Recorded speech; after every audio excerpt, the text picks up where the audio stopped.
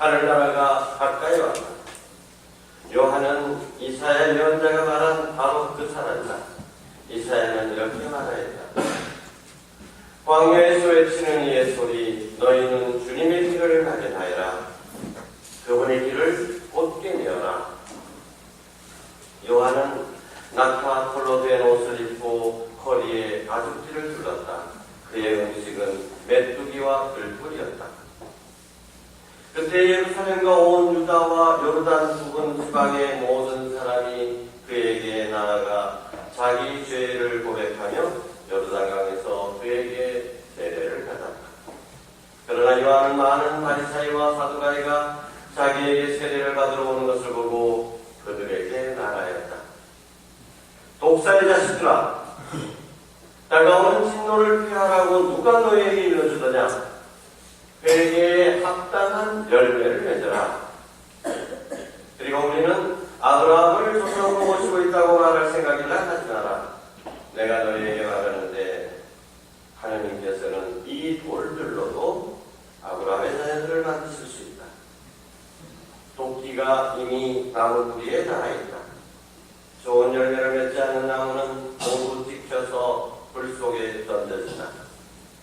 나는 너희를 회개시키려고 물로 세례를 준다. 그러나 내 뒤에 오시는 분은 나보다 더 큰 능력을 지니시는 분이시다. 나는 그분의 신발을 들고 다닐 자격조차 없다. 그분께서는 너희에게 성령과 불로 세례를 주실 것이다.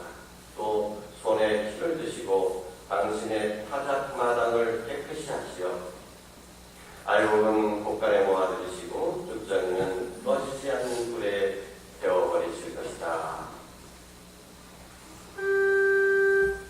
주님의 말씀입니다.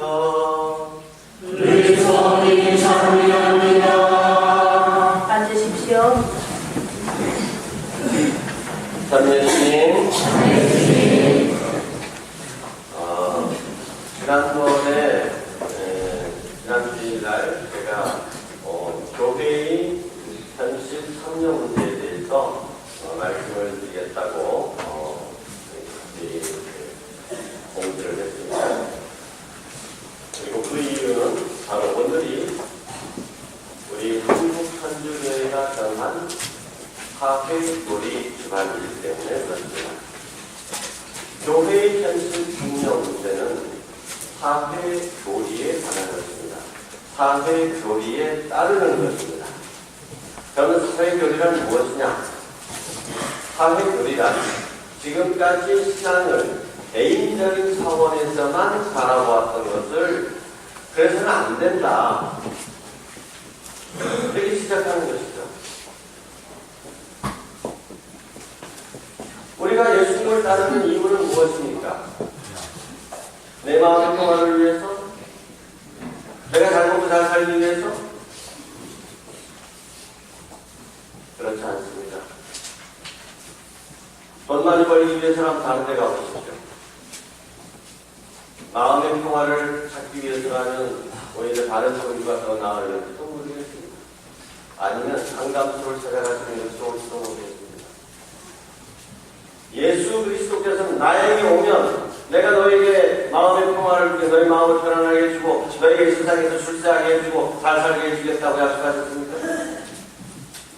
나에게 오면 십자가를 지고 가야 된다. 다 내려놔야 된다. 골매인 낮을 각오를 해라.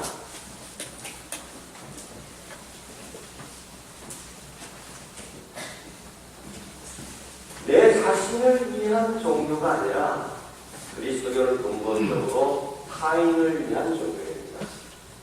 사랑의 종교라는 것이죠. 우리는 내 자신이 죽은 다음에 영원한 생명을 얻기 위해서, 내 자신이 이 세상에서 편안하게 지내기 위해서 예수님의 제자가 된 것이 아니라 예수님과 함께 이 세상을 더불어 행복한 사회로 만들기 위해서 우리 자신을 예수님과 함께 십자가에 내어놓기 위해서 그분의 제자가 되는 것입니다. 그래서 사회의 도리가 필요한 것입니다. 혼자 기도 열심히 하고 혼자 성당에 열심히 나와도 90% 부족한 것입니다. 사회적인 차원입니다. 인간은 원래 사회적인 존재 아닙니까? 사회를 떠나서 우리가 존재할 수 없습니다. 살아갈 수가 없습니다. 사회 안에서 태어나고 사회 안에서 성장하는 것입니다. 그럼 이 사회를 어떻게 할 것이냐? 종교는 사회의 한 부분이 아닙니다. 정치, 경제, 사회 이렇게 해서 나눠질 때 종교가 하나 더 들어가는 것이 아니라 종교는 모든 것들을 바라보는 절대 기준이 되는 것입니다. 종교에 따라서 내가 가진 이 복음의 정신에 따라서 정치를 바라보고 복음 정신에 따라서 경제활동을 하고 복음 정신에 따라서 애를 어떻게 키울 거냐를 결정하는 것이고 복음 정신에 따라서 내가 앞으로 어떻게 살아갈 것이냐를 결정하는 것입니다. 이것이 신앙입니다. 지금까지 이 사회적인 차원에 대해서 우리가 너무 부족했다. 그렇기 때문에 한국천주교회는 사회 교리를 가르쳐야 되겠다. 그래서 주간까지 정하는 것이죠. 그래서 올해 사회 교리란 무엇인가에 대해서 주교회의 정의평화위원회에서 만든 동영상이 있습니다. 그 동영상을 먼저 보시고 또 말씀을 이어나가도록 하겠습니다.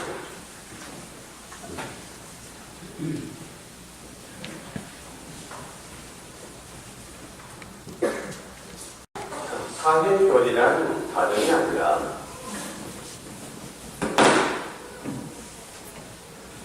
바로 예수 그리스도의 가르침에 따른 사랑의 실천인 것입니다. 교황님께서 아주 신랄하시죠. 지금 현대인들은 무관심의 세계화에 둘러싸여가지고 슬퍼하는 능력조차도 잊어버렸다. 그렇게 많은 사람들이 죽어가는데도 많은 사람들이 피눈물을 흘리고 있는데도 나와 무슨 상관이 있느냐? 무관심.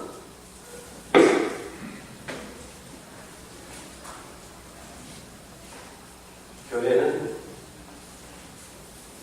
그들 곁에 다가가서 그들의 손을 잡아주고 싶고 그들의 피눈물을 닦아주고 싶은 것입니다. 그것이 예수님께서 하신 일이라고 확신하는 것이죠. 그런데 여기까지만 이야기하면 모두가 다 고개를 끄덕이고 사회교육이 그런 거야. 그러면 애덕을 실천하라고 봉사활동하고 자선활동하라는 거에 이렇게 받아들이고 그거야 우리가 해야지라고 생각하고 끝납니다. 근데 여기서 하나 더 나아갈 것이 있습니다. 오늘 이 이야기를 더 해야 될 이유 중에 하나도 바로 그것이죠. 여러분들이 궁금해하시는 교회의 정치 참여라고 하는 것입니다. 그런 건 하는데 정치 참여는 좀 안 했으면 좋겠다. 근데 정치 참여라는 말은 저쪽에서 정치 참여라는 말보다도 정치 개입이라고 하면서 종교가 왜 개입하느냐, 정치는 정치에 맡겨라, 이런 식으로 할 때 쓰는 것이 정치 개입이라는 용어입니다. 그러나 우리는 정치 개입이라고 하지 않고 현실 참여라고 얘기합니다. 교회의 현실 참여. 교회는 어디까지 현실에 참여해야 될 것인가? 어떤 방법으로 참여해야 될 것인가? 이것이 우리가 배워야 될 과제인 것이죠. 특별히 이번 사태의 그 직접적인 발단은 박창신 신부님의 강론 내용이었죠. 그런데 이 강론 내용에 대해서 제가 자세히 설명하려고 하도 시간이 많이 걸릴 것 같아서 여러분 주보에 함께 나눠드린 유인물 있죠. 여기에 여러분들이 질문한 것을 그대로 나와 있어서 그대로 실은 겁니다. 이건 사실은 대전 가톨릭대학교 교수신부님이 강의 시간에 질문을 받아서 그냥 그대로 대답하고 그대로 나온 것입니다. 질문하고 싶은 거, 교회가 왼쪽이나 오른쪽으로 치우치지 죽지 않고 중립시켰으면 되겠다.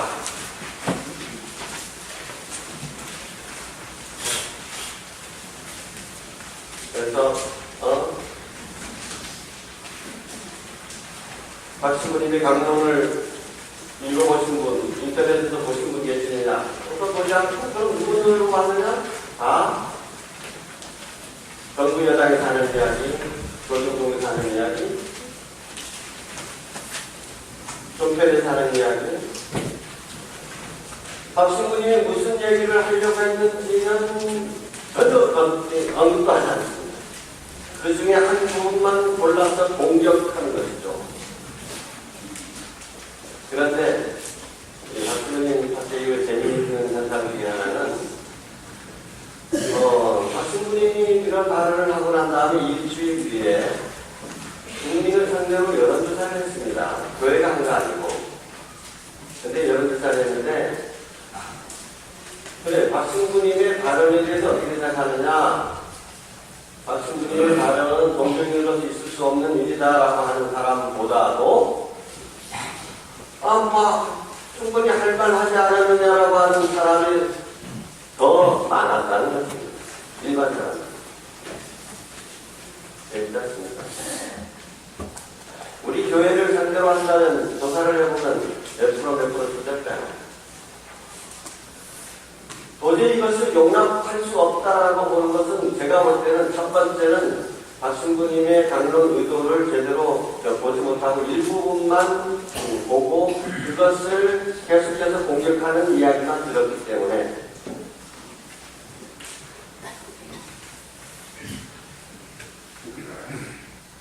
이 세상의 눈으로 그것을 판단하는 것이죠.